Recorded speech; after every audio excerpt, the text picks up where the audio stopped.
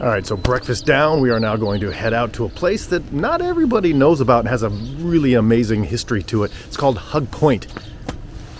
I need a hug. Devon needs a hug. I need a hug. While Haystack Rock is amazing, there are other nearby beaches that receive fewer visitors. To get away from it all, head to Hug Point. Even the drive is beautiful. While you can visit Hug Point at high tide, for the best experience, we recommend going at low tide, when you could walk on the beach for what seems like miles.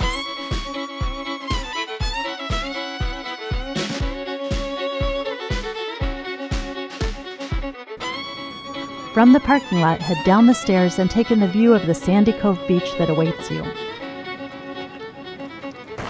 It was high tide last time I was here, and so we walked down and I could see that cave, and then on the other side of the beach there's this big rock, and we could walk to the rock, but right now there's just such an expansive beach. I see the dogs playing and kids running around, but there just wasn't this much beach when I was here last time.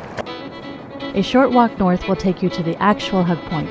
While Hug Point isn't named for its huggability, go ahead and make the most of it while you're there. I'll give you a better hug. Aww. While Scott had been to Cannon Beach before, he hadn't been to Hug Point, so I showed him around before Devon and I continued on to explore. So we are going to go ahead and do our own thing while Scott goes ahead and records some 360-degree video. And we've got a lot to do. We've got waterfall or waterfalls, and also to see the point that the stagecoach is hugged.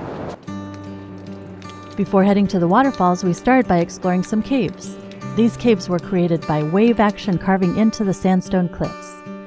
Even if you don't like caves, take a moment to step in to feel the stillness.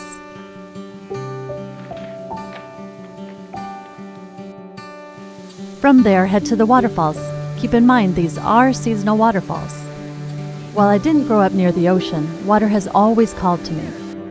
Makes me happy. Feels like home here. I think part of it is I grew up beside a lake, and so water is comforting and beautiful, but the ocean is just so vast and makes me kind of feel like anything's possible.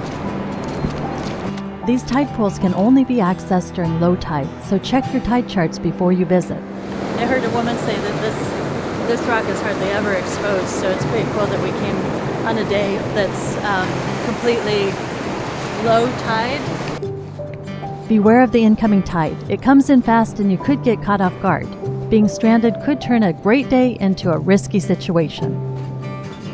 Hug Point is so named because stagecoaches literally had to hug this point when the tide came in. You can even walk in the ruts left by the stagecoach wheels long ago. We had a great morning exploring Hug Point. I noticed Scott had finished filming, so we headed back to meet up and head to the next stop.